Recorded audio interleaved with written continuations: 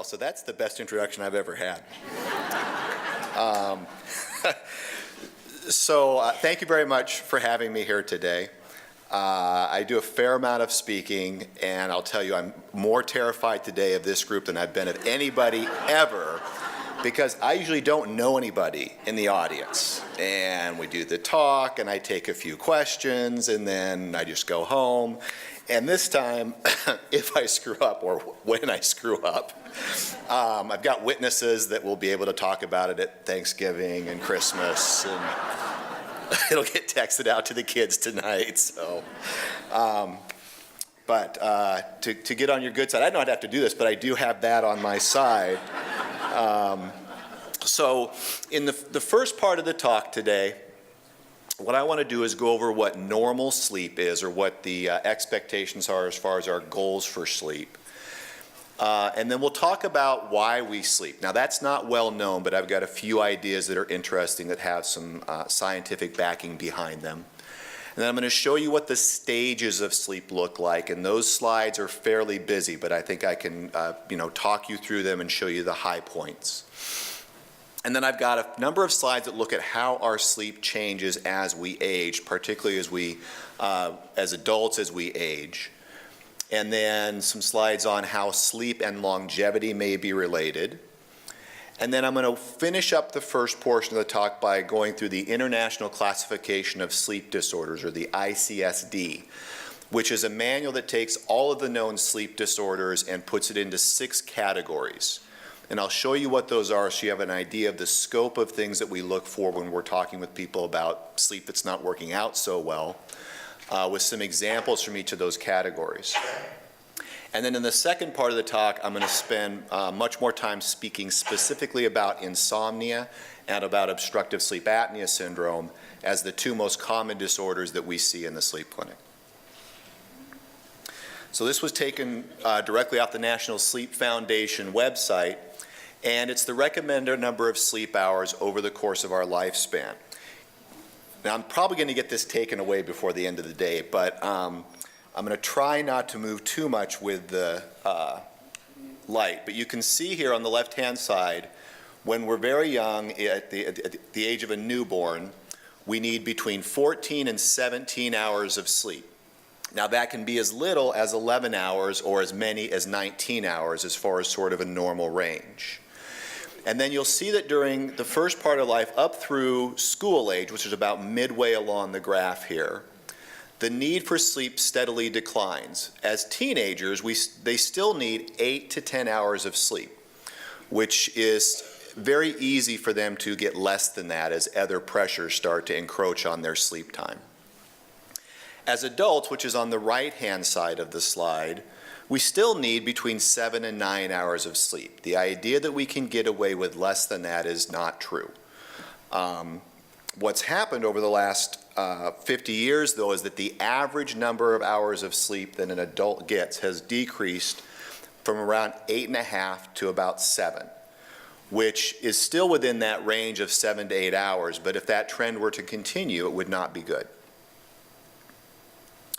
What determines whether we're awake or asleep primarily is the circadian rhythm.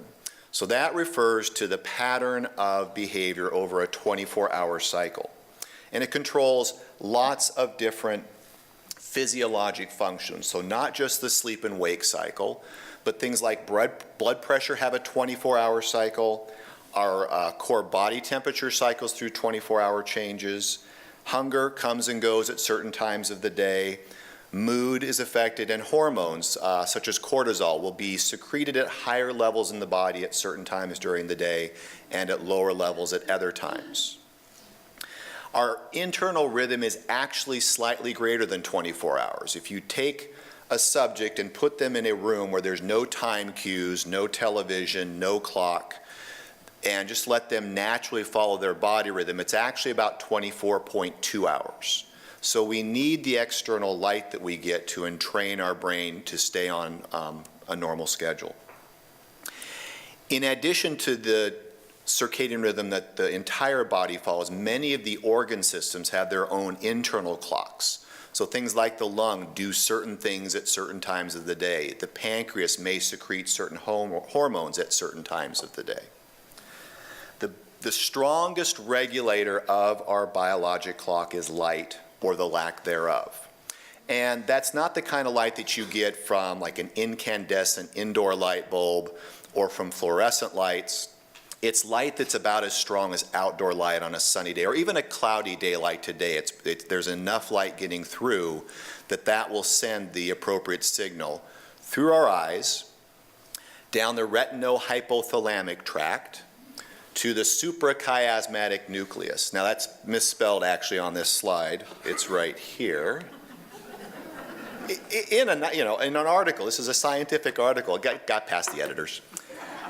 But that's a collection of cells deep in the center of the brain. That's the main timekeeper of the brain. It connects to the pineal gland, which secretes melatonin. Melatonin is a very important hormone for sleep. It's been described as the gatekeeper of sleep. So the secretion of melatonin allows us to go to sleep, and as melatonin levels drop, it's an alerting signal. The two processes that determine whether we're in sleep or awake are shown here. So process S is called the homeostatic sleep drive. That's on the upper part of the slide up here.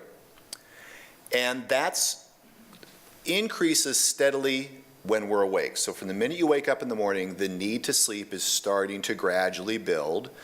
And it's a fairly steep or fairly steady increase over the course of your time awake. Countering that, on the bottom here, is the alerting drive, or process C, which also starts very low in the morning and then increases over the course of the day to counteract that need to sleep. Now you'll see right here at about 1 p.m. or 2 p.m., although the sleep drive is continuing to increase, the drive to stay awake starts to lag a little bit. So the balance between those two, now there's a little bit more drive to sleep than there is drive to stay awake, and that's a great time to take a nap. So if anybody's falling asleep right now, it's biologically inevitable. No problem, I'll see you at the break. So then, if you get through that lull, and I should point out this red line that goes between them is a schematic of the balance between wake and sleep. But you'll see as we go into the evening now, we actually have our highest drive to stay awake right here. The peak of this is about 8 p.m. However, we're also counteracting a really strong drive to sleep at that point, which is why we don't feel totally wired at 8 p.m., but we should mostly be in balance. But that is on average when the sun will start to set, so now we don't have that light coming into our eyes, which allows for the onset of melatonin secretion. The melatonin, again, is the hormone that lets sleep happen, so that starts to reduce our alerting signal, and now we have, again, a drive to sleep that's greater than the drive to stay awake. So around 11 p.m. now, we can fall asleep.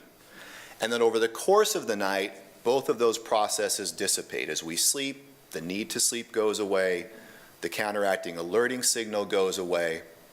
And so by morning, when we wake up, we're back to zero to start the cycle again. So that's sort of how we sleep. But one of the bigger questions is, why do we sleep, or why do we need to sleep? We know that if we deprive organisms of sleep, and this has been done, for example, in rats, that you will die. You will eventually die if you're not allowed to sleep.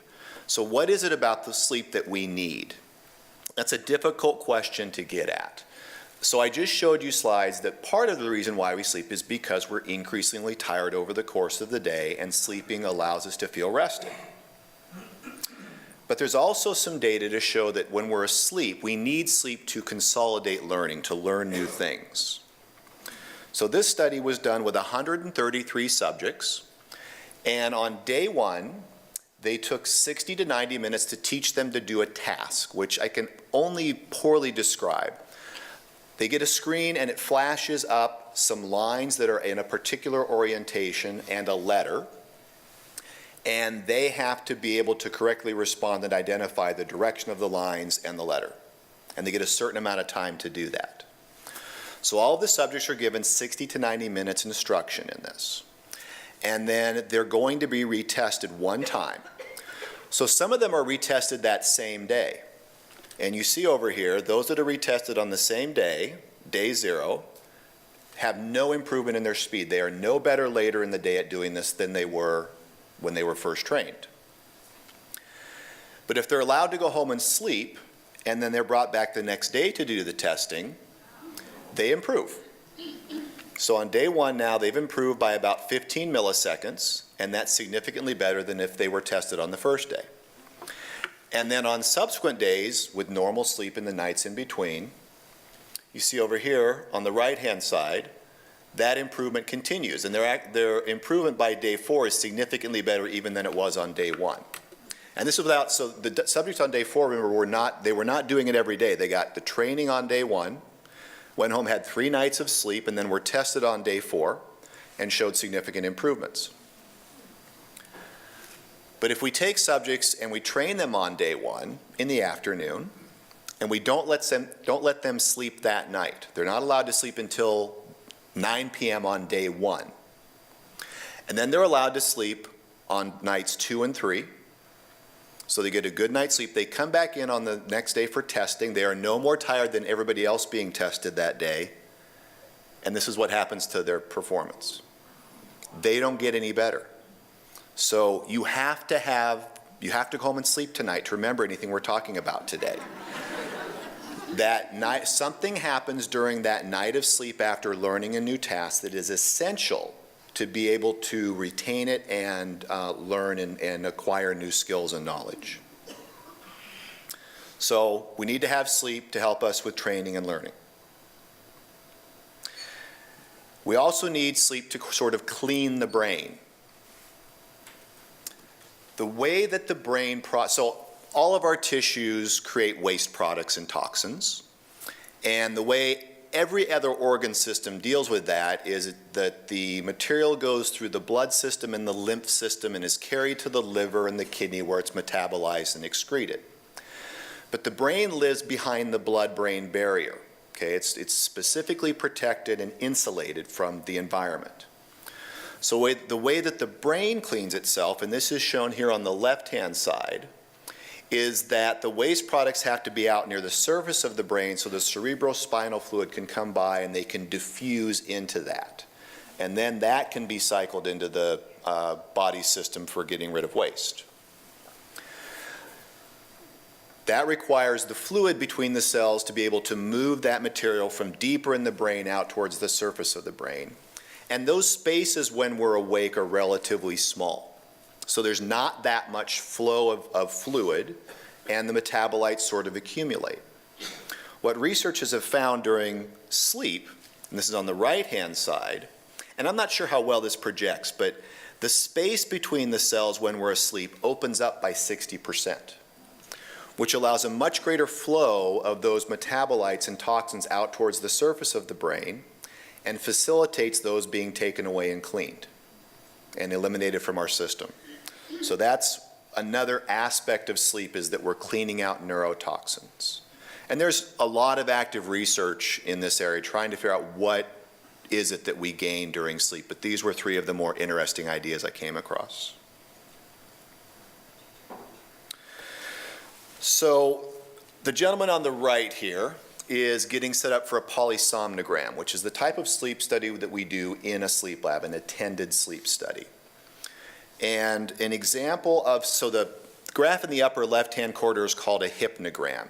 It's taking all of the stages of sleep that somebody goes through during the course of one night and compressing them into one handy graph, which is shorthand for someone who's reading a sleep study to be able to look at the test and have just a sense of kind of what the night was like. And what you'll see here is that in a healthy young adult, on the left-hand side here, they start in stage wake, and then there's a little bit of stage 1 sleep. And then during the first third of the night, we go down and we're in consolidated stages 2 and 3. Now you'll see stage 4 listed there as well. We actually got rid of, I didn't have anything to do with this. The sleep scoring people said we don't need stage 4 anymore. It's all going to be stage 3 sleep, or what's called slow wave sleep. So that stage 2 and stage 3 sleep predominates in the first third of the night. And then you'll see this red bar here, that indicates REM sleep. And so the first stage of REM occurs about 90 to 120 minutes after we fall asleep. And then you'll see it recurs at about the same intervals. So every 90 to 120 minutes we're cycling into REM sleep and then back out of REM sleep. And over the course of the night there's less of the stage 3 sleep and more of the REM sleep. And that would be a fairly normal sleep pattern. On the bottom is what we're looking at in the sleep lab. So that's called an epoch of sleep. When sleep was first being recorded, we didn't have computers. It was done on an EEG machine with pens and ink. And the paper would run at 30-second intervals. And so a 7-hour sleep study, which is how long we typically record people, is 420 minutes. And we're recording that in 30-second blocks. So it's 840 pages of material that you page through in the morning to look at. And these are big pieces of paper. These are 18 inches by 12 inches. So a sleep study was about 1.5 inches of heavy paper that we'd haul around. We've maintained that same standard, which is we look at sleep and stage it in 30-second increments, but it's all now done with electronics and computers. So it's a lot easier for us reading to be able to zoom in and zoom out, and you can read from home and don't have to haul all these things around. But we maintain that same 30-second scoring interval. And the things that we are looking at in these, so the top 6 channels here are all EEG tracing. That's from the white patches on his head. And we're going to use those to stage wake and the different stages of sleep. The next 2 lines here in blue are eye tracings. That's the patch above and below his left eye to look for rapid eye movements, which helps us distinguish REM sleep, rapid eye movement REM sleep, from non-REM sleep. The brown line here in the middle is a measurement of his chin muscles. We're looking for muscle tone, which should go away in REM sleep. When you're in REM sleep, the only muscles that should be moving would be your eyes and your diaphragm. The rest of your body is supposed to be paralyzed. There's actually a condition that happens when that doesn't occur that we'll talk about in a little bit. This doesn't project well, but below that is a green line, which is a snore signal. So we have a microphone over the throat to register snoring. And then we monitor, in red here, we monitor the heart rate and the rhythm. The next line down is blue, that's oxygen saturation. There's 2 purple lines here. Those are 2 different ways of measuring respiratory effort. We have a strip across the nose to look for temperature changes, and little tiny cannula, like an oxygen cannula, in the nose to look for pressure changes. And then the bottom 2 purple lines measure chest effort with each breath and abdominal effort. And I've got it minimized on this view, but we also put leads. I have trouble with this every time. Leads on the legs to look for limb movements. I have to do that every time. So stage 1 sleep is that very transitional stage between being awake and being asleep. It generally represents less than 10% of our night, and I'm going to have to use the pointer a little bit here. But if you look over here on the left-hand side, you'll see in the 6 EEG channels, there's a fairly large signal that's quite frequent in terms of how much it's going up and down. Hopefully that contrasts nicely with over here, where it's much smaller waves that aren't quite as frequent. And it's the loss of that, what's called alpha activity, the disappearance of that busyness in the EEG that signals we've gone into stage 1 sleep. We'll talk later about, in the second talk, about insomnia. Many people who have insomnia have hyperarousal, and so when they go into sleep, although they're asleep, they don't lose that alpha activity. It's indicative that their brain is still moving along. And then you'll also see on stage 1, you'll see how the blue waves kind of go back and forth. They're kind of curvy and wavy, much different than when they're relatively flat in the wake picture. Those are called slow rolling eye movements. So as we're transitioning into sleep, our eyes just kind of start rolling around a little bit. So then we transition into stage 2 sleep, which is roughly half of our time asleep. And the hallmarks here are the K complex, which you see on the left-hand side. It's a large upgoing wave and then a larger deflection downward and then back to baseline, and it stands out from the background tracing.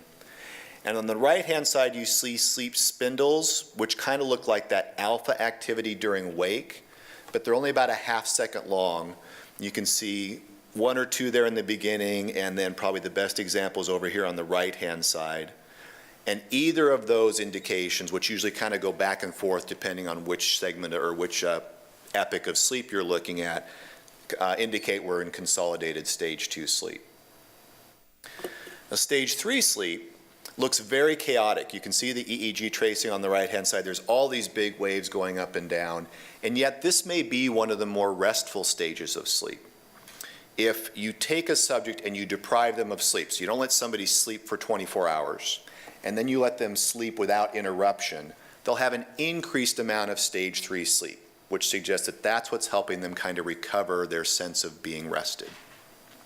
This changes fairly significantly over the course of our lifespan, from around 25% of our sleep when we're younger to around 3% or less when we're older. And it's something we'll focus on when we talk about sleep and aging, because women tend to maintain their stage 3 sleep and men tend to lose it. And I can tell you guys, it's not going to turn out good for us in this talk. You'll see. So then we go into REM sleep. So REM sleep represents about 20% of our time asleep. And it was not even recognized until we started doing tracings in 1953. Rechtschaffen and Kales were two investigators who started doing many of the first EEGs and sleep studies and identified that there was a unique stage of sleep that turned out to be REM sleep. And here, the EEG tracing in the top 6 channels here looks similar to stage 1 sleep. It's not the high level of activity of wake, but you don't see any of the K complexes or the spindles of stage 2 or the big waves of stage 3 sleep. The hallmarks of REM sleep are these rapid eye movements. So rather than the slow rolling eye movements, you see these very sharp changes in the eyes, and that's because they're moving around rapidly. And you'll notice also that there's what's called tonic REM sleep at the first part of this epoch, where there's no eye movements, and then towards the end there's a lot of eye movements, and that's called phasic REM sleep. And there's physiologic changes that occur with that as well. The more rapid the eyes are moving, the more variability there is in blood pressure and heart rate, even when we're asleep. And then the muscle tone should go away, and you see the brown line here now is very flat. It's down at its lowest amplitude. This seems to be the stage of sleep that correlates best with dreaming. Now, you remember from hopefully the first or second slide I showed that showed the National Sleep Foundation's recommendations for how much sleep you should get. It very similarly parallels what we actually do get. So our bodies, if they're healthy, will actually get the sleep they need as long as we're not doing things to interfere with that. And this shows the proportions of sleep as we age. So on the left-hand side, when we're first born, we sleep about 16 hours, and it's evenly distributed. About half of that sleep is REM sleep, and about half of that sleep is non-REM sleep. And then up until we're adolescents, which is here at the midpoint, the amount of REM sleep steadily decreases to about 20% of our night. And that stays reasonably stable over the course of life. It does decrease slightly here to 14% in the 80s. But it's relatively well preserved compared to the big drop that we see during the first several years of life. So what other kind of good things happen to sleep as we age? Well, like many things about our physical bodies, sleep doesn't get particularly better as we get older. So I've still got that young adult hypnogram on the top here. And we can compare that now to the older adult's example of a night of sleep at the bottom. So getting into bed, it takes an older adult typically longer to fall asleep. The advanced sleep timing is a normal phenomenon where our sleep naturally shifts earlier as we age. So if you think of adolescents or people in high school, they often don't want to go to bed until 1 or 2 o'clock in the morning. And it turns out they're actually physiologically geared that way.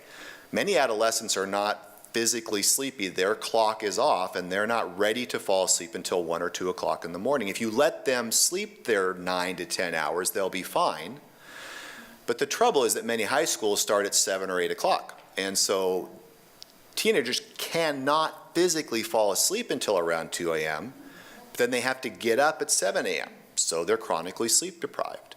And there have been school districts in the United States that have switched their start times for their high school to later hours because they recognize that they're fighting these poor students' biology. And then the older we get, the more natural it is for our clock to gradually advance. So you go to bed at 11 o'clock, and then eventually it's 10 o'clock, and then it's 9 o'clock.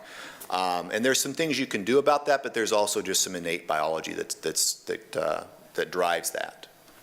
So then when we do get in bed, as I said, it takes us longer to fall asleep. Over the course of the night, we're going to get less total sleep because sleep is more fragmented. You see some awakenings here. In the middle of the night, there's a longer awakening. There's an early morning awakening. And so sleep is more fragile. It's easier to be woken up by a stimulus that would not wake you up when you're younger, and then it's harder to get back to sleep. So one of the parameters we actually monitor on a sleep study is called WASO, or wake after sleep onset. So after you first fall asleep at night, how much time do you spend then awake, waking up or trying to get back to sleep? And that will typically increase the older we get. Less stage 3 sleep, as I said, as we get older, which means more time in stage 1 and 2. And the bottom line there is in red, just to emphasize, almost everything that I'm talking about today, except don't use your smartphone in bed at night, has a lot of individual variability. So how our personal sleep will change over life changes dramatically from when we're younger to when we're in our working years to when we're older. People in the same household will have different sleeping patterns. Children who have the same genetic makeup from their two parents will have different sleeping patterns. So everything I'm giving you is sort of general guidelines, and then during the questions we'll probably get to some specific questions about that. So as I mentioned, as we age, women tend to hold on to their slow wave sleep and men tend to have less slow wave sleep. So what you see here is starting in the 20s and going to the 90s on the right. Stage 3 sleep for women stays reasonably stable at about 16% of the night. Men start with less sleep. They're at about 13%. And you can see that their amount of slow wave sleep decreases steadily.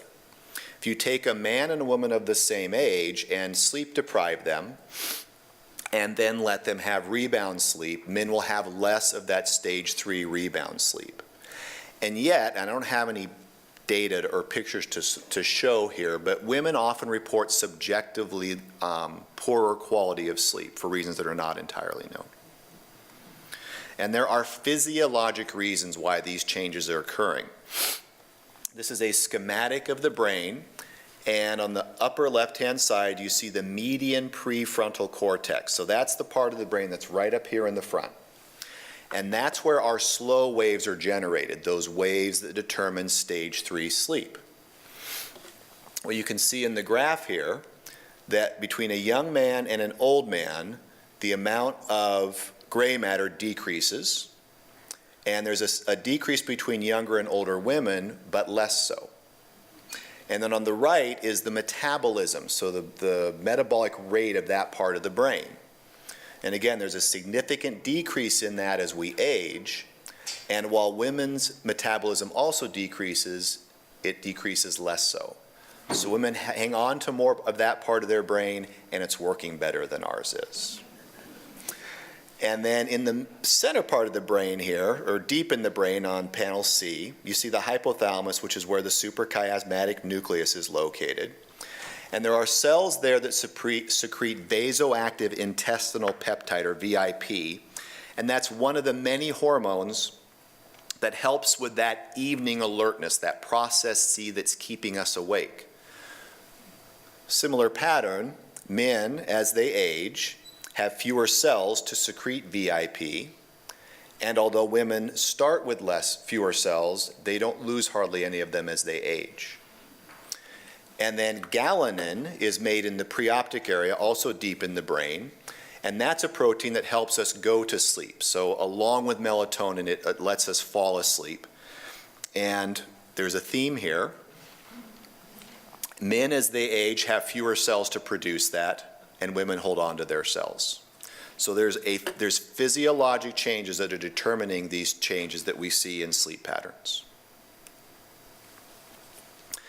There's some interesting data on sleep and mortality. So a meta-analysis is a statistical technique, and I don't know if this has been discussed with you guys before or not, but it allows investigators to take different studies done at different times in different populations, and maybe some different questions were asked, but there's a common theme to them. And so these investigators were able, I think they started with over 200 articles, but they found 67 studies that addressed the question of mortality and sleep duration. And the power of meta-analysis is when they put all those together, they had over 3.5 million patients to look at. There's no trial, there's no way you could do a trial where you could get that many patients. So you're really able to increase the ability to answer a question. One of the flaws was that sleep duration was by self-report. So they asked patients, how long do you sleep? There was no objective measure. So they were relying on the patients to be accurate in how much they were actually sleeping. And this is what they found. So in the upper left-hand graph, it's dying from any cause whatsoever, and you'll see the lowest point is at 7 hours. So no matter what the cause of death, people had the longest lifespan if they slept 7 hours of sleep. And you'll see to the left of that point, mortality increased. And to the right, longer sleep, it increased, and it increased faster.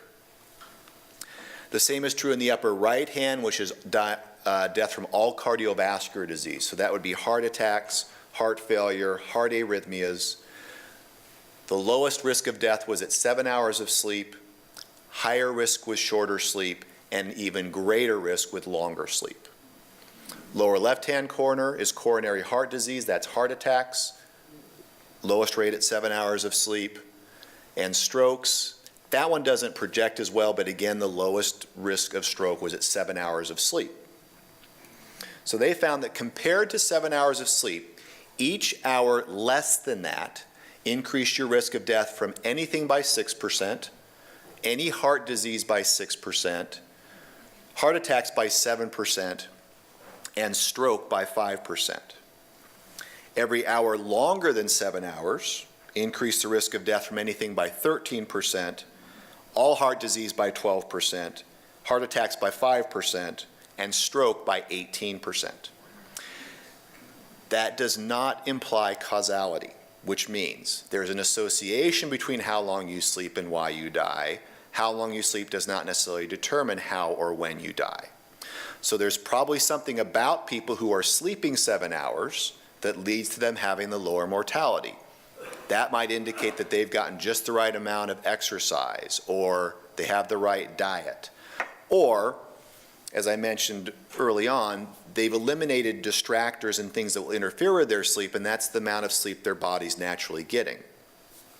I think the takeaway from this is if you're sleeping substantially less than that or substantially more, it's worth trying to figure out why, and is there something you can do that would address those issues, not necessarily leading to 7 hours of sleep, but hopefully changing behaviors that may not be as healthy as they could be.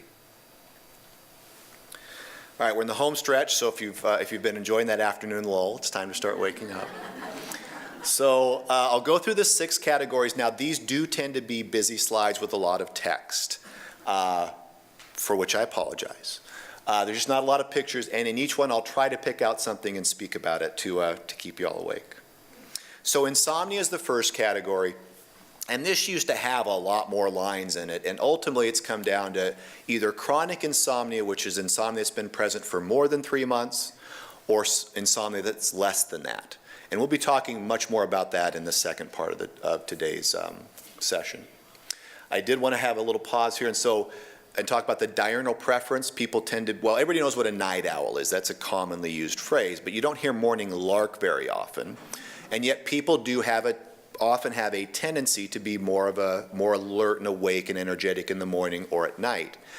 And that's actually genetically determined. They're identifying clock genes now that will help that determine whether you have that day or nighttime preference. One of the big categories is category 2. It's the sleep-related breathing disorders. Obstructive sleep apnea is very common. It's repetitive collapse of the upper airway during sleep. And as I said, we'll be going into that more in the second session.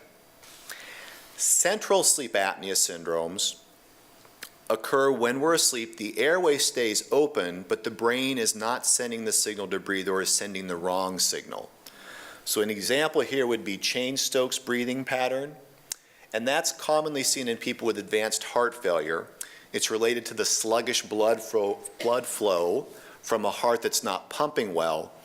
And it leads to cycling from shallow breaths to very deep breaths over a 45-second cycle. So shallower breaths up to deeper breaths and repeating like that throughout the night, which looks very nice and relaxing, but is actually not a very good pattern of breathing to have. Hypoventilation is actually underbreathing during sleep to the extent that your carbon dioxide level rises. And one of the ones we see here is obesity hypoventilation syndrome. So in very big people, because of the mass of their chest wall, when they fall asleep and their respiratory drive decreases slightly, they're not able to take adequate breaths, and their carbon dioxide levels rise, and that disrupts sleep. And then you can also simply have low oxygen levels during sleep. For example, people with advanced lung disease like COPD. And so when they fall asleep and they have that slight decrease in their respiratory drive, their oxygen levels can go down and can be persistently low through the night. That's relatively easily addressed with nighttime oxygen. So category 3 is the central disorders of hypersomnolence. And really the main one here is narcolepsy. And I have a lot of patients that come in and they say, well, I'm sleepy, so I must have narcolepsy. And it's actually a very, very specific and relatively uncommon diagnosis. The three things that historically are interesting about these patients as far as their symptoms, one is called sleep paralysis. So that's the sense of being awake, your brain is awake, you know what's going on around you, and yet your body's paralyzed. And that actually can occur as a normal variant. And many people will have experienced that once or twice in their lifespan. Patients with narcolepsy have that on a recurring basis. Hypnagogic hallucinations is dreams that are showing up during wake. So these patients are laying in bed, and they will have the sense that there's a shadowy figure by the bed or somebody standing next to them. They can be auditory. And then when they try to look and get more information and wake up further, they realize that's not actually there. And unfortunately, those two are sometimes combined.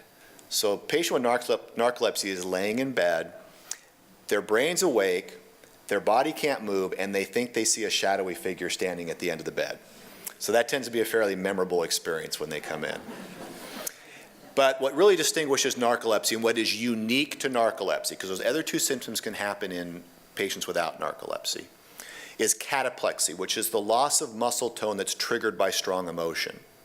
So when these patients are angry, or they're laughing at a good joke, or they're surprised, their body goes into like REM sleep, they lose all their muscle tone and they'll collapse to the ground. But their brain's awake, they're aware this is happening.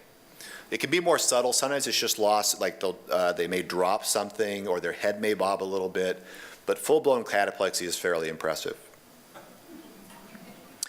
Circadian rhythm sleep-wake disorders are where the body clock is off.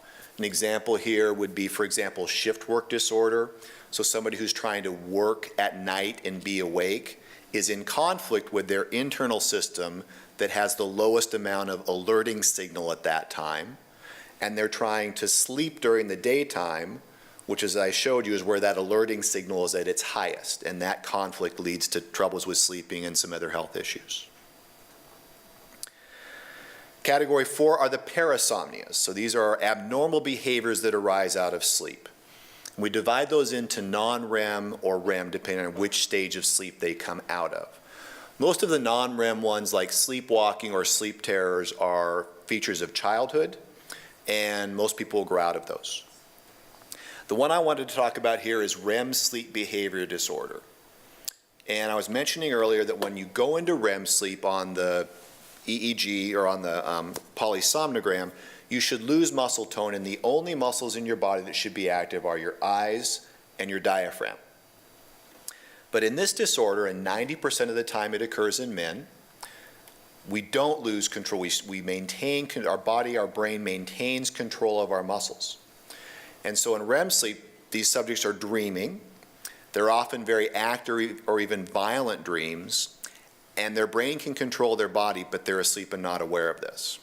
So they're dreaming that they're fighting off a burglar, and they're actually taking full swings. Or they'll dream they're choking someone who's attacking them, and it's actually their bed partner that they've got their hands around their neck. There have been murders that have occurred during sleep that have, the murderer has gotten off claiming that REM sleep behavior disorder was the cause. That's pretty uncommon, but that is an extreme. But I fairly frequently will, because I'm asking this, many people don't want to talk about it. They don't know what it is, they're embarrassed. And when you elicit the history, you find out that this is occurring. Now, often, it's occurring because the REM sleep is being disrupted by something else like obstructive sleep apnea. But other times, this is there as an independent disorder. Fortunately, it's relatively easy to treat with low doses of clonazepam, which is a Valium-like medication, or even with melatonin. But it does carry an increased risk of disorders such as Parkinson's disease, which is something we talk about with the patients. In the interest of time, I'm going to skip exploding head syndrome, but you can ask me about that on the break. It's in this category. It's a parasomnia. I don't think we specify which stage of sleep it comes out of. When I give a very similar talk of this to the medicine residents, and they like to go over that one. And then hopefully briefly, so the sleep-related movement disorders, the classic one here is restless leg syndrome, that feeling in the evening that you need to move your legs. And then if it persists into sleep, we call it periodic limb movement disorder. It's actually often more disrupting for the bed partner than the patient. Patient's asleep and unfortunately kicking and twitching, and that's more disrupting to their bed partner. And then there's a couple of appendices for medical things that occur during sleep, such as some patients have their seizures more commonly during sleep when the seizure threshold is actually a bit lower. And then Appendix B is all of the bad things that happen when we put things in our body that for the most part don't belong there, except for alcohol. All right, so we're done. So conclusions here. Adults still need 7 to 9 hours of sleep over all of our adult lifespan. In a perfect world, 7 hours might be perfect, but don't just sleep for 7 hours. Aging, unfortunately, results often in less and more fragmented sleep, but that's based on physiologic changes. So, it's sort of out of our control. We can only control the things that we can, and we'll talk more about that when we talk about insomnia and electronics in the second part of the day. A lot of individual variability, and then we went through the 6 major categories of sleep disorder. See if you can fit into any of those. So that's part 1, and I'm more than happy to take questions now.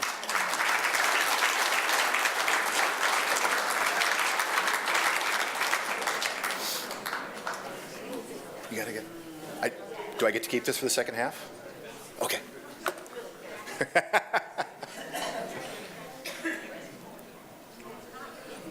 So I was told there was a system where microphones would be passed. Okay, they are. Okay, I didn't want to not call on somebody. Sorry, we're a little slow on the uptake here.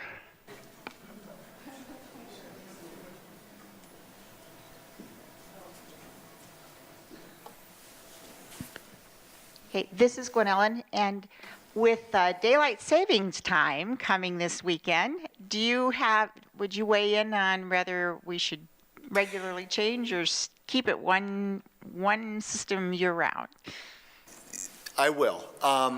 So this is funny. It comes up about every other year. The Sleep Lab gets a call from some news station that wants to do a story about daylight savings time.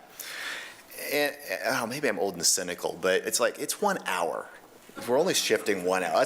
That's like driving to Denver or flying to Denver, So I think it's the one thing to be aware of. It is an hour shift, and there are people that are more vulnerable to relatively small changes maybe in their sleep time.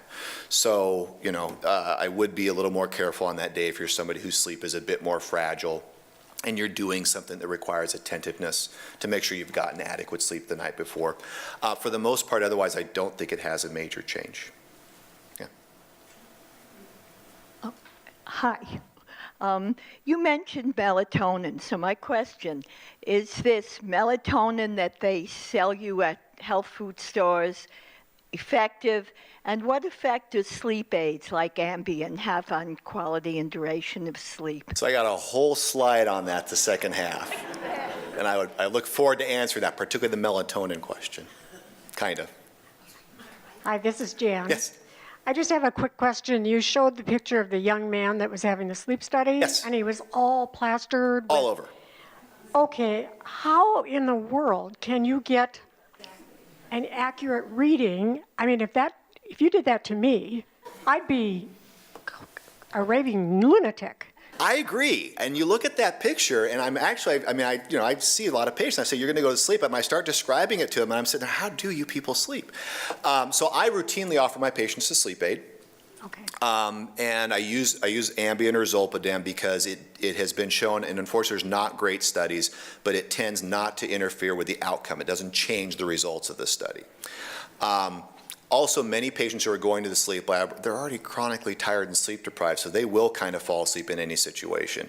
And despite all that, that one, I don't think, I just pulled that off the internet because I don't have any pictures of patients because of all, there's HIPAA issues and such. But I do know that, what we use actually is a lot less cumbersome than that. And so that's a bit of an exaggeration. It shows kind of where everything's located. But when we hook people up in the sleep lab, it's much less stuff. The wires are really tiny, fine wires. And for the most part, we keep people in the sleep lab a minimum of 7 hours. We routinely get around 6 to 6.5 hours of sleep out of about 7-8 hours in the sleep lab. So people do much better than you would expect.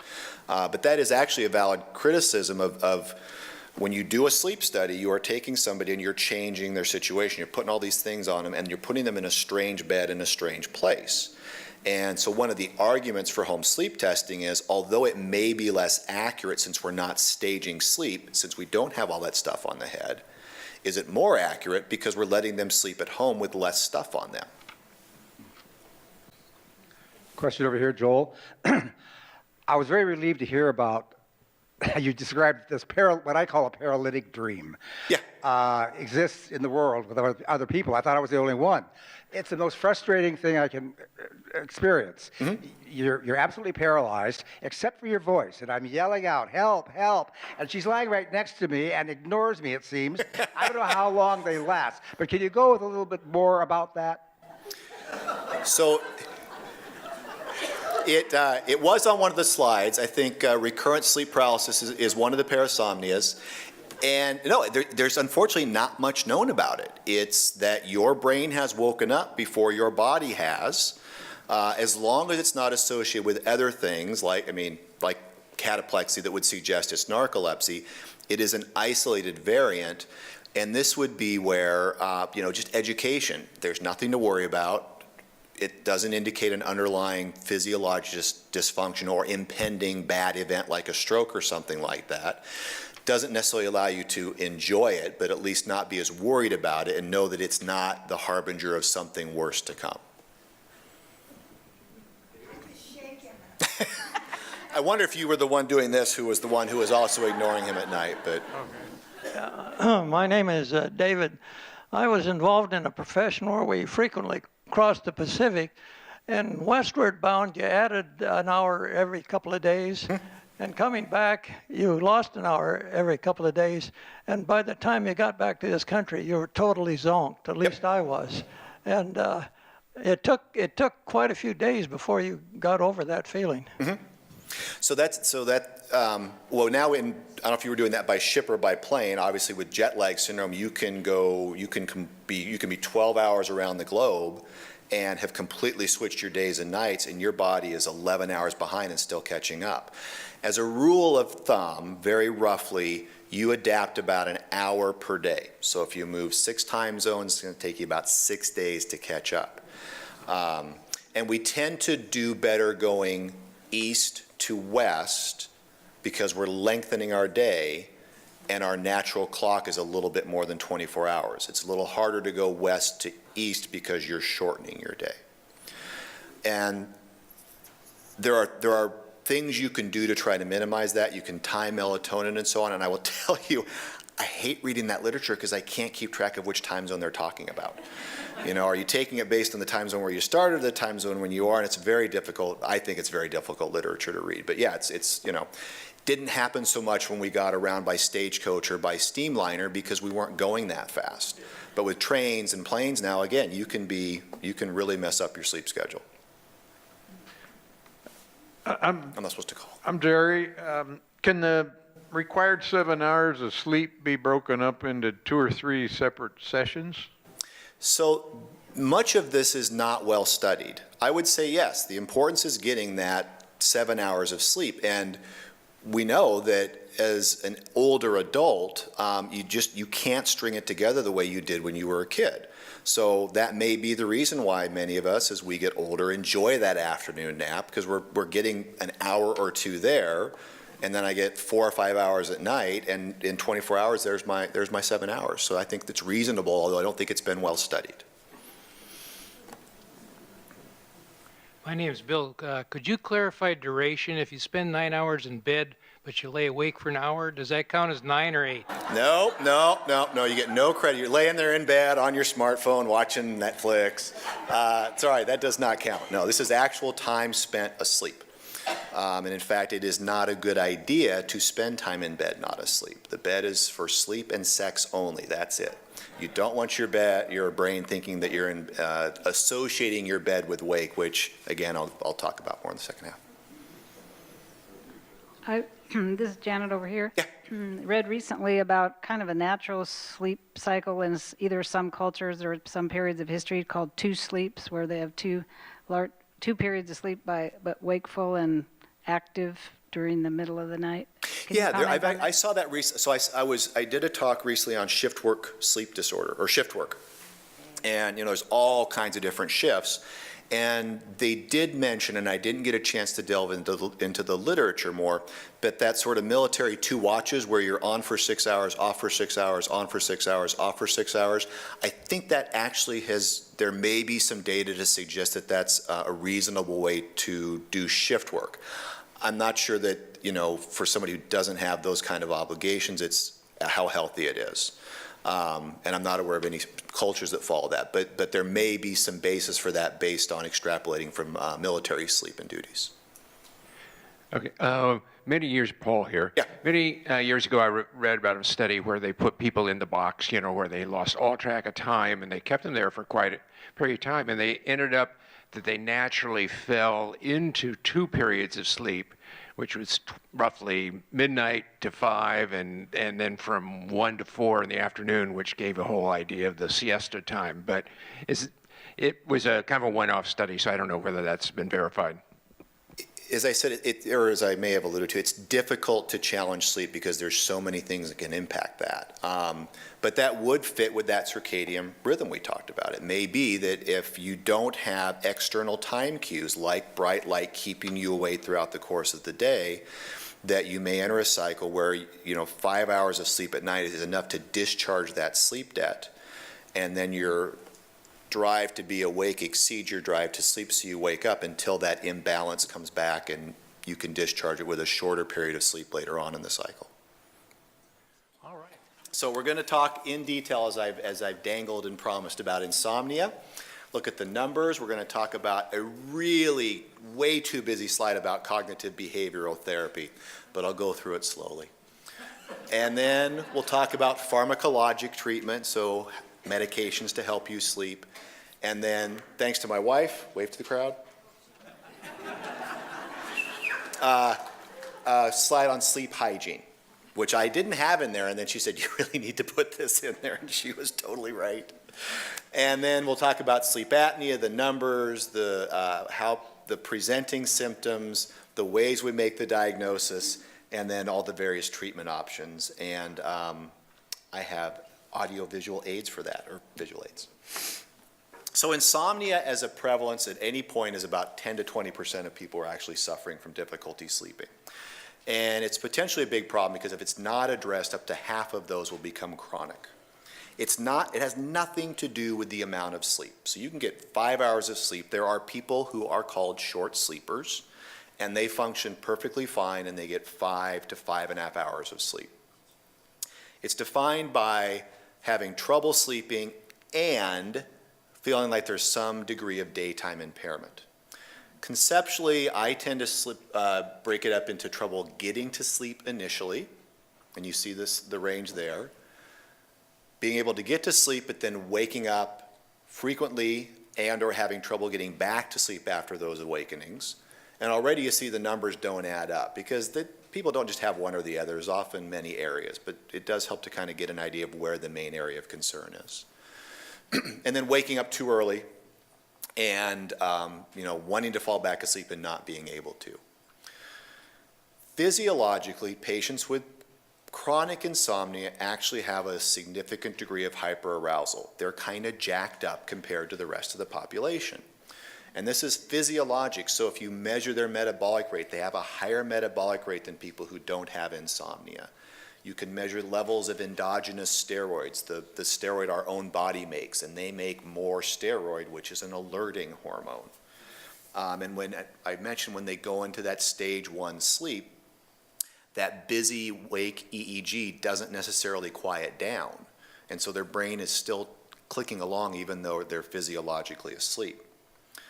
There are some predisposing factors such as family history. Many people who have chronic insomnia never slept well.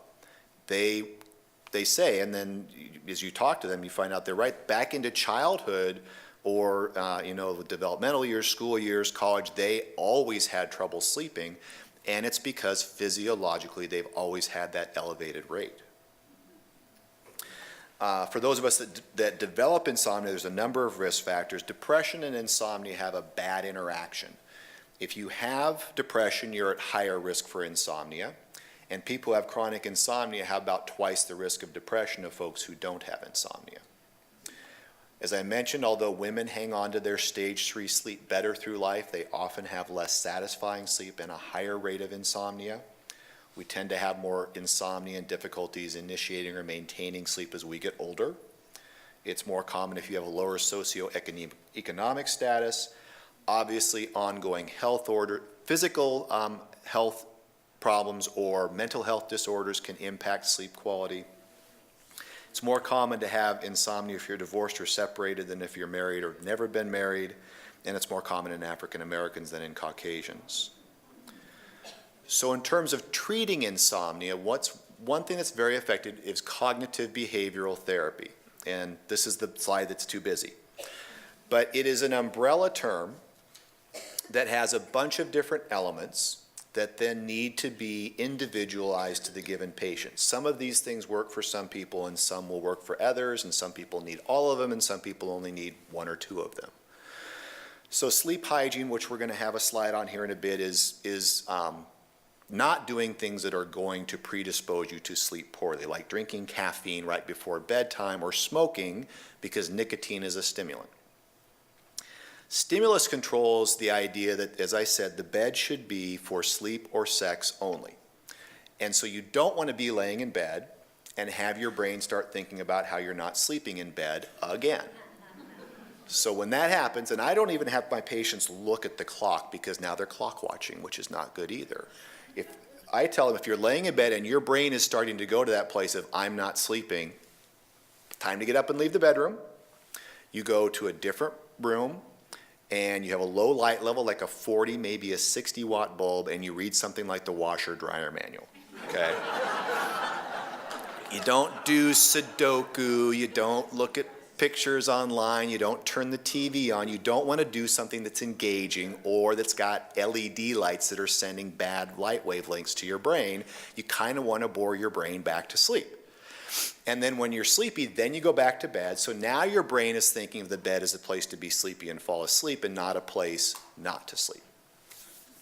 And that's fairly easy to say. I've got a little dot phrase in my office note that prints out a quick bunch of suggestions, and I find it actually very challenging for people to do, particularly initially. They are up and down all night long and in and out of the bedroom, and what do you mean I gotta be up and I can't do anything that's even marginally interesting?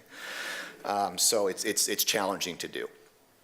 Sleep restriction, if people come in and they say, well, I'm spending 10 hours in bed, but I'm only sleeping 6 hours. Guess what? You only get 6 hours in bed. And then when you are sleeping 85 to 90% of that time, we'll give you an extra half hour. And then when you're sleeping 85 to 90% of that time, we'll give you another half hour.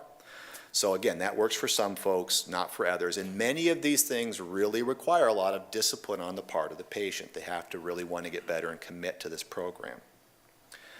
Relaxation training would be a variety of ways, such as meditation, to sort of calm that busy brain and allow it to slow down and go into sleep.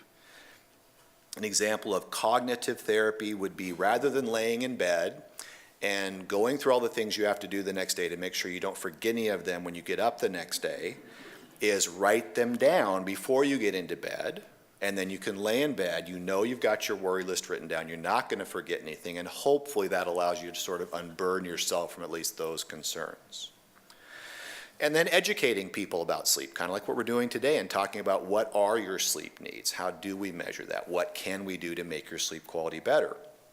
When you put all of these things together, it takes 6 to 8 sessions. It's generally done by psychiatrists or psychologists because it's a training pattern that they're used to using for most of the mental health disorders. It's not something that we do well out of a medicine practice necessarily. But done over 6 to 10 weeks, most studies show that that is perceived by the patients to be as good as, if not better than, pills. Unfortunately, many of my patients come in now and they're like, I don't want to go. They've read about people driving after taking their Ambien and, you know, waking up in the ditch and so on. And so they're not really enthusiastically searching for sleep pills. There's actually an online version, which I forgot to put on here. It's called Shut Eye if you're interested. It's SHUT, all capitalized, lowercase I. And it's cognitive behavioral therapy online, which is a little silly because you're on your computer with your bright light. But if you can't find a provider who does it, or you don't want to go to the office, you want to do it from home or something like that, it's a reasonable option. Otherwise, again, it's a psychiatrist or psychologist that typically does that.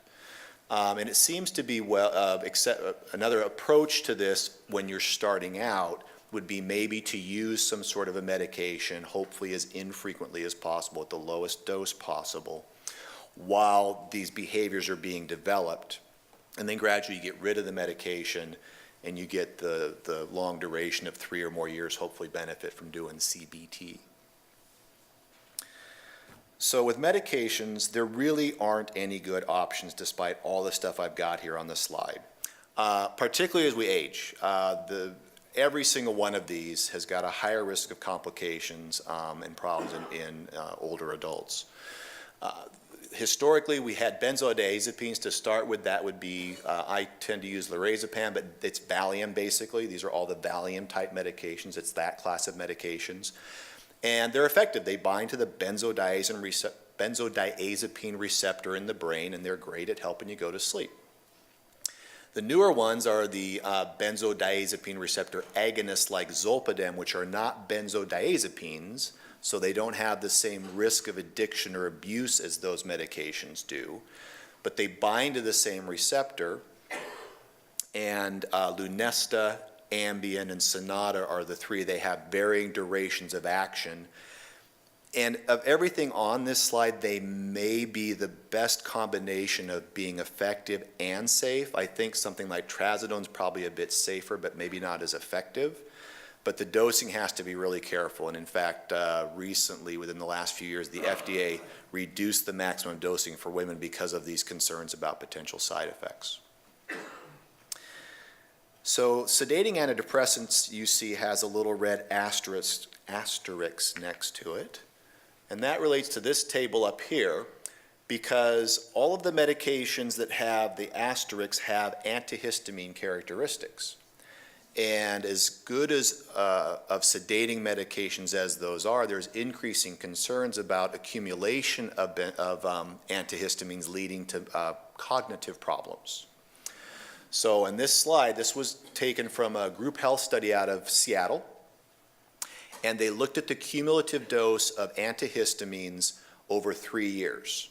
And if you took an antihistamine like Benadryl, 25 milligrams a day, that counted as 1 day of exposure. And if you took it every day for 3 years, you had the highest level of exposure, which was the bottom line up here. And on the right-hand side is the adjusted risk of developing dementia, and it's 1.54, which means after 3 years of taking 25 milligrams of Benadryl every night, you have a 50% increase in your risk of dementia. And with respect to Alzheimer's disease, you have a 63% risk increase. Now, that's with that level of exposure, but it seems to be a cumulative lifetime risk. And antihistamines like Benadryl are readily available in the things I hear people taking the most, which is Tylenol PM and Advil PM. And the Kirkland brand, which I looked up, has doxylamine, which is also an antihistamine. So as good as these medications are at kind of knocking you out, aside from the side effects of dry mouth, dizziness, the risk of falls, and so on, there are increasing concerns about impacting cognition and the risk of dementia. So that may leave us then back, taking a step back with something like trazodone, and I don't have the data here, but there's not much data. The problem is that you basically try these in patients and you don't know how effective it's going to be. But starting at 25 to maybe 50 milligrams, it can help people get to sleep. The melatonin receptor agonists are not melatonin, and the reason is that melatonin is a naturally occurring hormone. Opens the floodgates to sleep, as I said. And you can buy it all over the place, but it is not a drug. It's a dietary supplement, so it's not regulated by the FDA. So 5 milligrams or 3 milligrams of brand A does not necessarily correlate with what 3 milligrams of brand B will do. So you have to be very careful in terms of taking it to make sure that you are getting the equivalent effect if you're switching brands or doses. The Rameltion or Rosarum is a medicine, so it's FDA regulated, that binds to the melatonin receptor and can be helpful for insomnia. That would be another good choice. The sedating antipsychotics and the anticonvulsants are not primarily used for sleep, but patients who are taking, for example, gabapentin, if they have neuropathy, that can have some sedating effects and can be beneficial for that reason. I mentioned melatonin, then valerian root, same thing. It's a dietary supplement, so you'd have to be very careful with it because it's not going to be regulated and you're not entirely sure what you're getting. So here's Lisbeth's slide, the sleep hygiene slide. So you really want to maintain the same schedule as much as possible 7 nights per week. And get in bed at the same time and get up in the morning with an alarm at the same time, and don't use the sleep function because then you're, or the snooze function, because then you're disrupting your sleep in the morning. Trying to avoid napping during the day is a good thing, although as I told somebody during the questions, I love a good nap. So you want to try to keep it though to probably less than 30 minutes and before 2 p.m. so it's not interfering later in the night with going to sleep. We talked about using the bed only for sleep, and don't go to bed to go to sleep or because you feel like I should be in bed sleeping now. You go to bed when you're sleepy. Again, not to be lying there in bed not sleeping. The bed is not where you talk on your phone, worry, plan activities, and electronics, which I've got another slide here in a second. We'll talk about that. Stimulants, we talked about avoiding caffeine and nicotine prior to bedtime, and alcohol is a very nice soporific and will help you get to sleep initially. It's the most commonly used sleep aid, as a matter of fact. The trouble is that once your body metabolizes it, it disrupts your sleep, and so you end up having more arousals later in the night and overall poorer sleep quality. And exercise is a great thing, but it should not be done later in the evening. You want to have those endorphins out of your system when you go to bed, so you try to finish your exercise up 6 hours before it's time to go to sleep. I borrowed this from a gentleman I did talk with earlier this week. It's an old ad for the Edison Electric Light Company, and they state specifically at the bottom, the use of electricity is in no way harmful to health, nor does it affect the soundness of sleep. So, back in the olden days, there weren't TVs in the bedroom. Then there were big tube TVs in the bedroom. And then there were flat screen TVs, which have LEDs. And then there were laptops, and now there's smartphones. And so it's very easy to sit with an electronic device very close to your face that's putting out what is primarily white light. White light is actually mostly the blue wavelength of light, which is the ideal light to penetrate to the back of your eyeballs and turn on your suprachiasmatic nucleus. So it's an incredibly powerful alerting signal. Now, if you're on your smartphone up until lights out and you turn your lights out and you sleep well and you don't have any problems, then you, like me, use your phone right up until it's bedtime. But if you have trouble sleeping, that's the first thing we talk about with people is you need to eliminate electronics before it's time to go to sleep. And again, it's more the modern electronics with the LEDs because of the wavelength of light that they put out. And practically, I'll try to get people just not use it for 30 minutes to an hour before bedtime because otherwise they're kind of at a loss anymore as to what to do. All right, so now obstructive sleep apnea syndrome, the 300-pound gorilla of sleep medicine. So this is the most common diagnosis we see, and I'll be showing you why in a moment. It was not recognized prior to 1965. And then once it was identified, it's repetitive collapse of the upper airway, typically around the base of the tongue. So right here at the back, that's also where your uvula, which is the thing that hangs down in the back of your throat, is. And so that's where the throat narrows the most, and that's what's most vulnerable during sleep. Well, before CPAP, the only thing you could do was bypass the upper airway with a tracheostomy. Okay, plastic tube right here, it's great. It completely cures sleep apnea. It's not a terribly well accepted therapy. So fortunately, whether you've tried CPAP or not, CPAP, continuous positive airway pressure therapy, came along in 1981, and I've got lots of slides about that. So sleep apnea is a very prevalent disorder. The original studies were done in the 1990s. These are big trials, 600 patients who underwent sleep studies, and this was published in the New England Journal of Medicine, the best journal of medicine in the world. And the definition that we use is having 5 or more breathing events per hour. So 5 or more times per hour, your airway is collapsing and disrupting your sleep, combined with symptoms, being sleepy during the daytime, sleeping poorly, having high blood pressure or heart disease. If you use that definition, in the early 1990s, it was 2% of women and 4% of men, which is about as common as asthma. Not an epidemic, but certainly not unheard of. Now, at the time that these studies were being done, this is what the obesity rates looked like in the United States. There is no state that has more than 14% obesity. 25 years later, it's a slightly different story.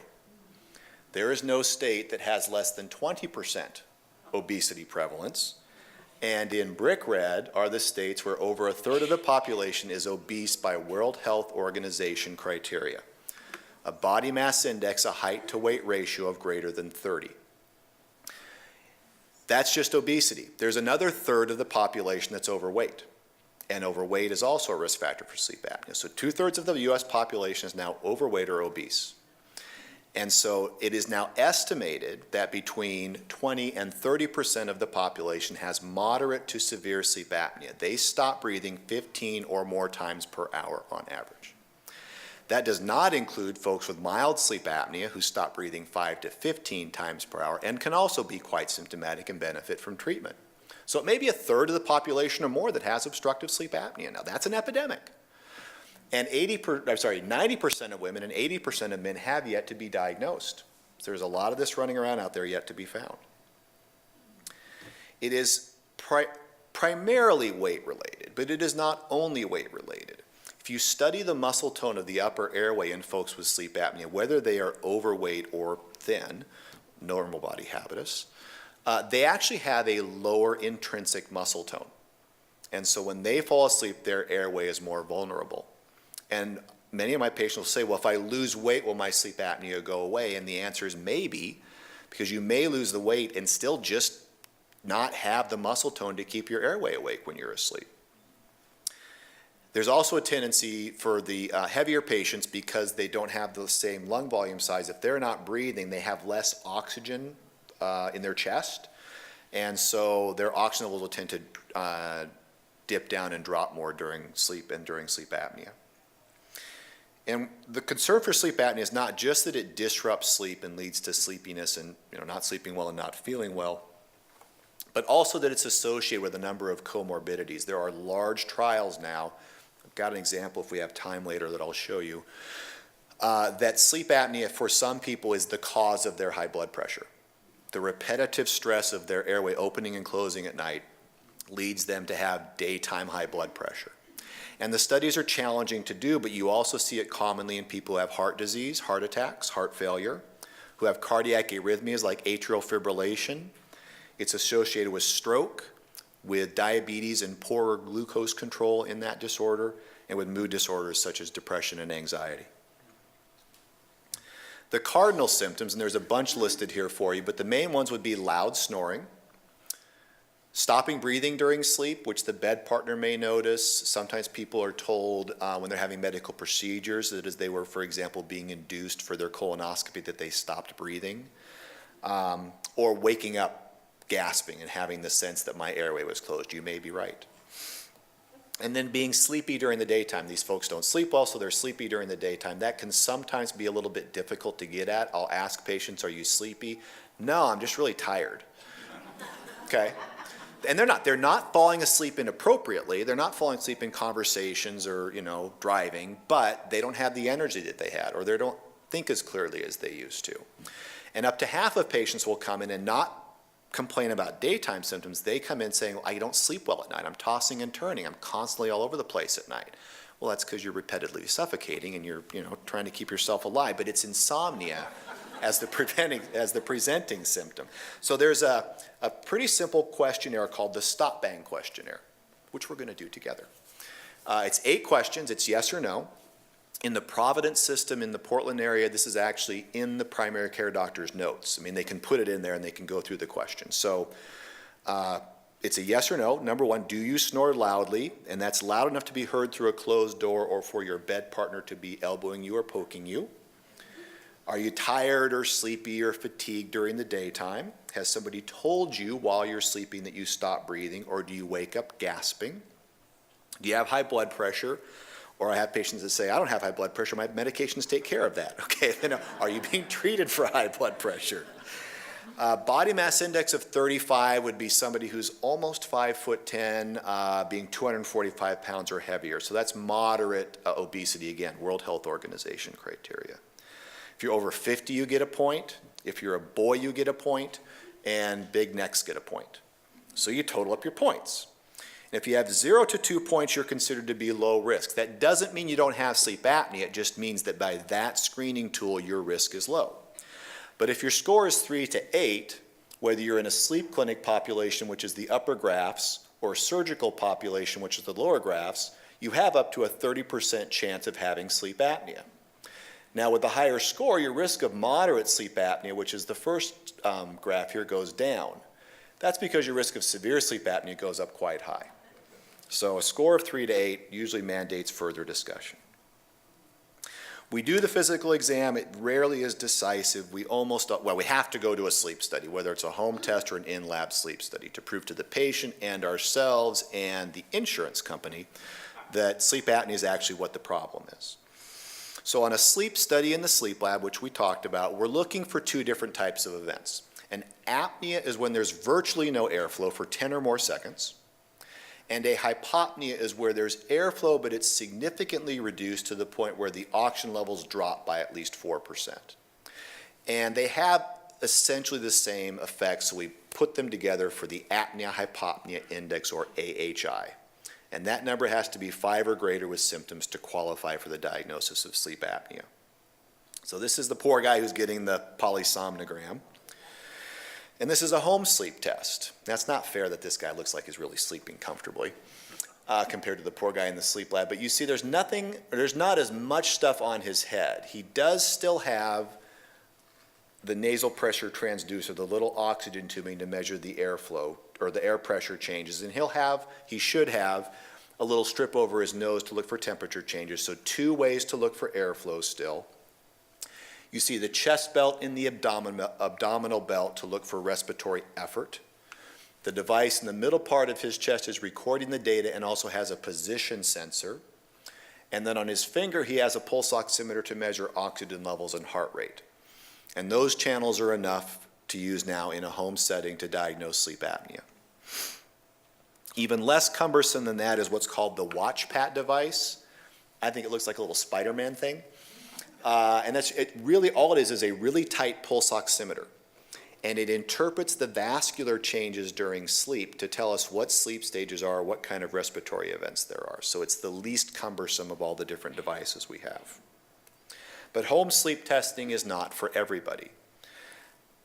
We use it in people we try just to use it in people who have a high probability of moderate to severe sleep apnea. It's the patient that after you've evaluated them, you know they have sleep apnea, you just need a number to prove it. Insurance companies will sometimes require that we use it in other situations, but that's how it's supposed to be used. We do not use it in people who have significant heart or lung disease because it's much less accurate, and we're looking for typically other breathing patterns. We don't use it if we suspect anything other than obstructive sleep apnea. It's just to give us a number to confirm the clinical impression. It's not to look for why people are having abnormal behaviors at night, or, for example, in the patient with advanced heart failure, do they have that Cheyne-Stokes breathing pattern? It's not appropriate for that. And there's no such thing as a negative home sleep test. A home sleep test is either positive or it is non-diagnostic. And the reason is if you take everybody whose home test is not positive and you do a sleep study on them in the sleep lab, up to 17% of them actually do have sleep apnea, and the home test is just not sensitive enough to detect it. So with rare exceptions, a non-diagnostic home sleep test should be followed by an in-lab sleep study. A couple other times we'll use it if people simply can't get into the sleep lab. They have mobility issues, or they have patients who they can't leave their animals at home because they live by themselves and there's no one to care for the animals, so we'll do a home sleep test there. And then if we're monitoring response to non-CPAP therapies like an oral appliance, which we'll be talking about, we do home tests. So as far as treatment options, the severity of sleep apnea kind of depends on the apnea-hypopnea index. That doesn't tell you everything because I've had patients who had 5 breathing events per hour who were more symptomatic than people who were having 60. But it does get you roughly in the range of is it mild, moderate, or severe. Weight loss, as I mentioned, is something we encourage many of our patients and for a variety of health reasons, often if they're overweight or obese, but it is by no means a guarantee of cure of sleep apnea. Now here I actually have some visual aids. So I need these back. But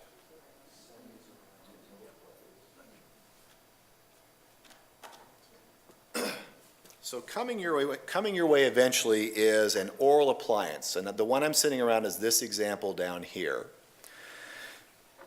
These are increasingly being used for mild to moderate sleep apnea. They tend not to work well in folks who have severe sleep apnea. And it's best that they be made by a dentist who knows what they're doing. So that means at least that they've got the American Academy of Dental Sleep Medicine accreditation, meaning they've done additional training and they're often working in conjunction with a sleep physician. Because the risks of these are there'll be a little bit of drooling, which is not a major problem, but if they're not adjusted correctly, they can really mess up people's bites, and you can cause problems with the temporomandibular joint as well. But they follow the same idea, which is you're going to use the upper part as an anchor, and then there's a block on the side of that that has screws in it, and you can gradually advance that block, which then pushes on the fin on the lower jaw, so you sleep with your jaw sticking out, and that opens up the back of your throat. And that's where the blockage is. So properly adjusted, this can work well for somebody who doesn't like CPAP, can't tolerate CPAP. I've got some patients that they have a CPAP here and they've got these for when they travel. Even if they're not as effective, they're not having to haul their CPAP with them, they can just slip this in their carry-on. We typically do not do surgery in adults. It's not terribly effective. It works great in kids because kids with sleep apnea, although there's a childhood obesity epidemic as well, but most kids with sleep apnea have got monster tonsils. And you take those kissing tonsils in the back of the throat out, their airways open, and their sleep apnea goes away. But in adults, it's really hard to identify where the obstruction is and then to remove it and not have another side of obstruction become the problem. So things like uvulopalatopharyngoplasty, where you basically carve out the soft tissue in the back of the throat, painful and ineffective for the most part. The surgery that does work is to separate the upper and the lower jaw and to move the entire mid-face forward by about 1 centimeter, and then also suspend the hyoid bone, which is at the base of your tongue. That pretty effectively opens up the back of the throat, but it's a big surgery, and it does change the way you look because you're moving the whole mid-face forward. But there's a segment of the population this works for. And then positional therapy, there are more products on the market than are needed by the relatively small number of people who have sleep apnea only on their back. I put slumber bump in because I think it sounds a little naughty and I kind of like it. But they all do the same thing. They keep you from sleeping comfortably on your back, so you don't sleep on your back, you don't have sleep apnea. The Inspire device is something many of my patients are asking more about. It's a pacemaker-like device. So that's inserted under the skin on the chest, just like a pacemaker is. It has a sensing lead between the ribs, and when it senses you taking a breath in, it stimulates the base of the tongue, which causes the tongue to contract and opens up the back of the throat. Patient turns it on when they get in bed at night, and they turn it off in the morning. I've seen one demonstration of it. It was intraoperative. It didn't look terribly comfortable to me, because all night long with every breath, your tongue is being stimulated. In the study that was published in the New England Journal, about 2/3 of the patients got about 50% better to fewer than 20 events per hour.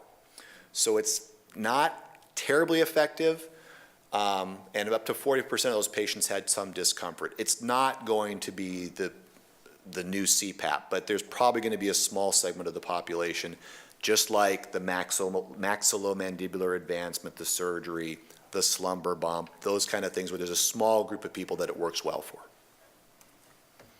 So, for most of our patients, it's CPAP. And even my dad does this. It's not CPAC. It's continuous positive airway pressure, CPAP. And as much as I've tried to get Bane on the right to catch on from the Batman franchise, everybody goes back to the classic, Darth Vader. But these are my patients. So it's not, you're not going to get up and go read the paper in the morning and forget you have your CPAP mask on.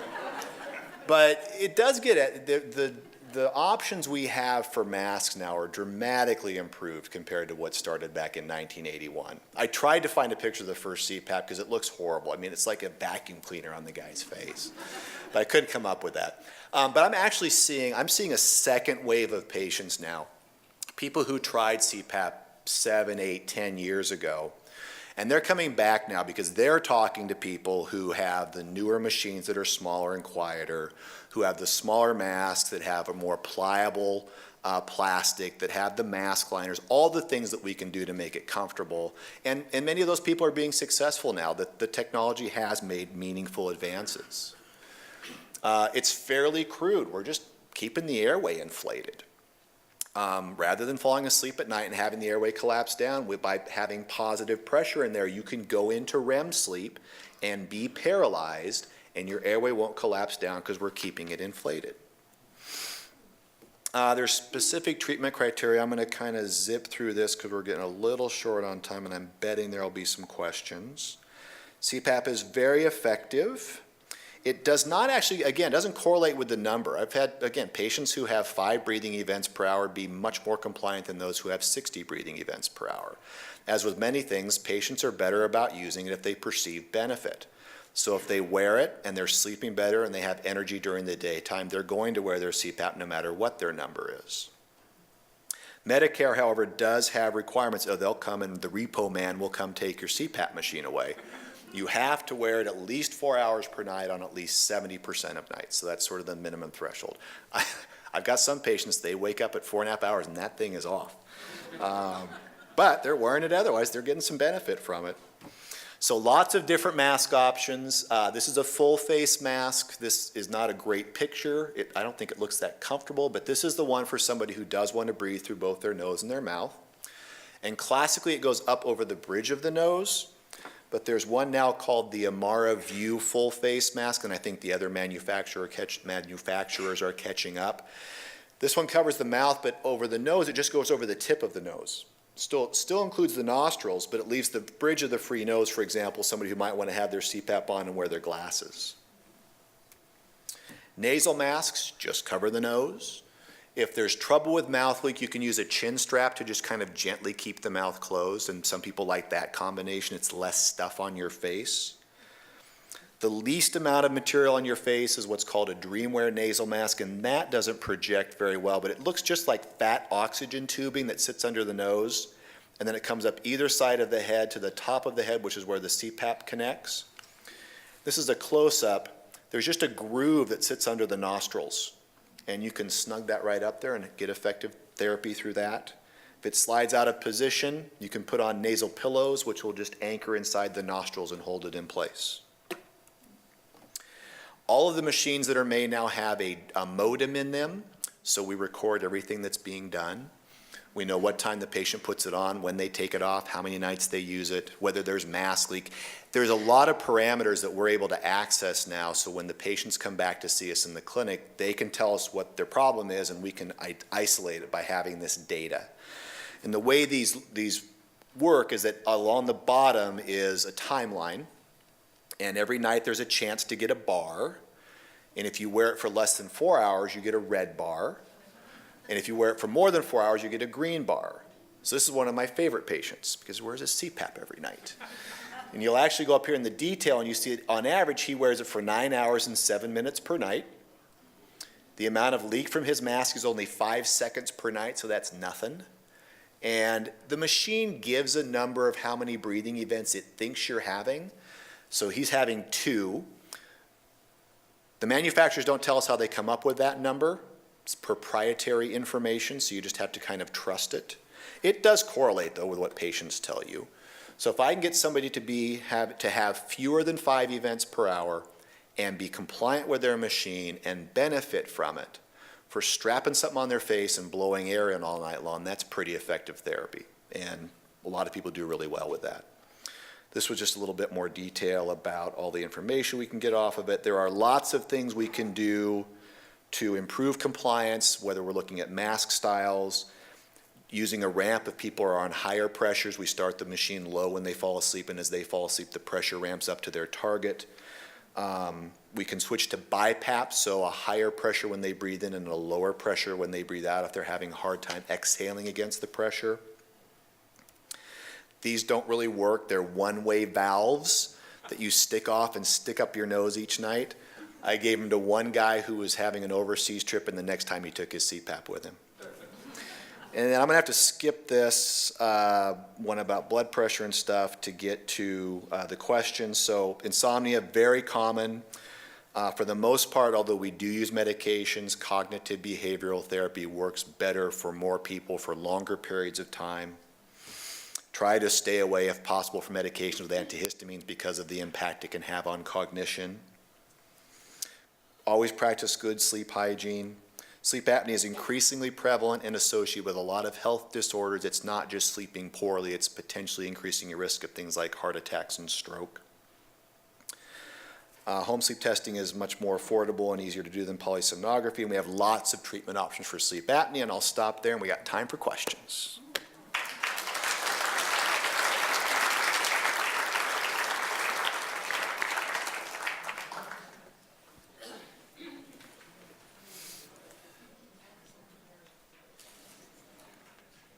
Hi, my question, Yes. my name's Pat. My question is, what about sleeping on your side instead of on your back?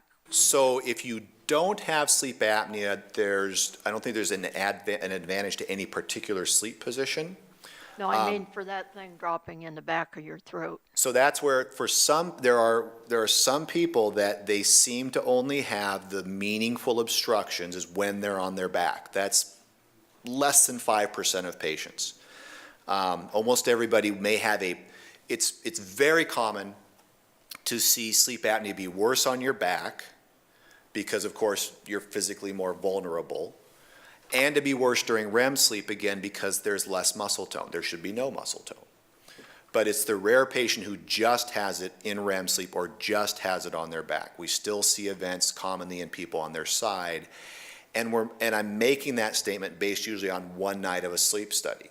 And if you look at people over multiple nights, you'll see that that one night is not always reflective. They may have another night where they sleep on their side and they have lots of breathing events. Just the night we happen to study them, they didn't.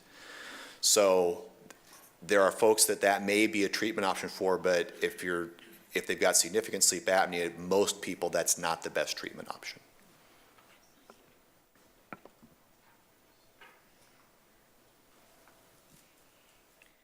I was wondering if you could talk about the relationship between insomnia and Alzheimer's disease. Does one lead to another? Is one the indicator? I've heard a lot that there is a relationship, and I know personally in our family, the person who has Alzheimer also had significant insomnia issues. I don't know if there's a physiologic relationship between what's happening to the brain because of Alzheimer's and the abnormal protein depositions and such, and a disruption of the sleep patterns.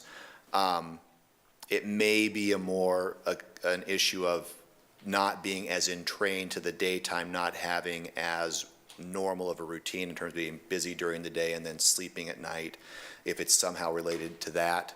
Other than that, I'm not aware of scientific literature that links the two. Sorry. People falling asleep in concerts and in lectures and so on. I suspected sometimes personally that maybe when I'm sitting in a concert, particularly during the slow movements, that I stop breathing as deeply as I would normally. And that maybe that's got something to do with getting sleepy in the concert. No, I don't think so. Sorry, you don't get out of it that easily. I think it's more that when we sleep, there is a reduction in our respiratory drive. And so you may perceive as you're falling asleep that you're not making the same effort. But I think that's relatively difficult to actually perceive, particularly if you're truly falling asleep, which means you're unconscious and not aware of, or should not really be aware of what's going on. Unless you have sleep apnea, the slight decrease in your breathing effort once you fall asleep should not meaningfully impact your oxygen or carbon dioxide levels, for example. I think, if it's in the evening, again, you've got that tension between the alerting drive and the sleep drive, and if you're not that engaged, then that sleep drive may be winning out. And you're in a dark room, which is conducive to sleeping, and you're warm and comfortable. Yeah. Hi, this is Cassia. I understand that during REM sleep, that's when you have dreams. So what effect do dreams, and particularly nightmares, have on the frequency of waking up and not being able to go back to sleep? Or is there a correlation there? So I do know there's not a lot of research on dreams. I was going to give a talk on this some years ago, and I went to do a literature search, and I came up with virtually no articles in scientific journals about dreaming. But through some of the talks I've been to, the dreams themselves typically will not be what wakes you up. You may wake up and recall the dream. And then nightmare disorder, where you wake up and you've had very bad dreams, is a recognized entity. But you would then be trying to figure out what was the cause behind the nightmare, what thought processes, what mental health issues may have led to that, and then be addressing it that way. And I've had patients too come in and they've got sleep apnea, they dream or have nightmares about suffocating. In that case, I think that they are, when they wake up, still having some recall of the fact that they weren't breathing well. And that's more common, again, later in the night because you've got more REM sleep typically later in the night. So it's less common to have that happen in the first third of the night and more common to have it happen in the last third of the night. Hi, this is Vicki. I've read that there are exercises you can do to help tone the muscle so that you don't have the problem. Is that accurate? Sorry. I am not. I've had patients, I've got a patient who does, it's called singing for snorers. And she swears by it. But I'm not aware of any scientific literature that supports any kind of particular activity to improve the actual muscle tone, particularly once you're asleep, you're unconscious. I've read also people do the didgeridoo, right? That's supposed to help. And I'm not, there's no New England Journal articles on that particular topic. Okay. If you have sleep apnea, is it unsafe to travel? When I go away, I don't take anything because it's too much of a nuisance to bother. And also... So no, it's not safe to travel. I'm saying, yes, I understand your question. Okay. Okay. So I answered the part of that question. So I get that question all the time. And my answer is that I cannot endorse that activity. As a physician, I know that there's a chance that when you're traveling without your CPAP, that's the night that you have a sleep apnea event and your oxygen level drops and you have a cardiac arrhythmia and you're dead. Now,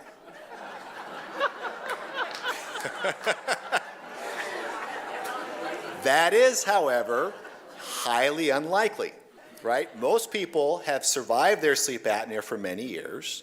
They've missed the occasional night here or there, and they're not dead. But I'm not going to be the one on the witness stand saying, oh, yeah, I said she could travel without her CPAP. But honestly, it's a calculated risk. And, if somebody's traveling for a night to the coast and they have mild sleep apnea, that's a very low risk. If they're traveling for a month to Europe and they have bad sleep apnea and heart disease, let's take that CPAP. Okay, I have one other thing I wanted to say. Oh, and I also sleep on my back. That's okay. If you have your CPAP on, again, patients will, the position is dependent on what the sleep apnea is. So again, if you don't have sleep apnea, I don't care what position you're in.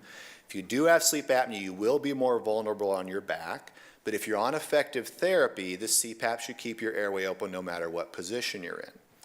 It's also very difficult, despite what many of my patients think they can do, to actually train yourself to sleep in a certain position. When you're asleep, you're unconscious, and you kind of do what you do.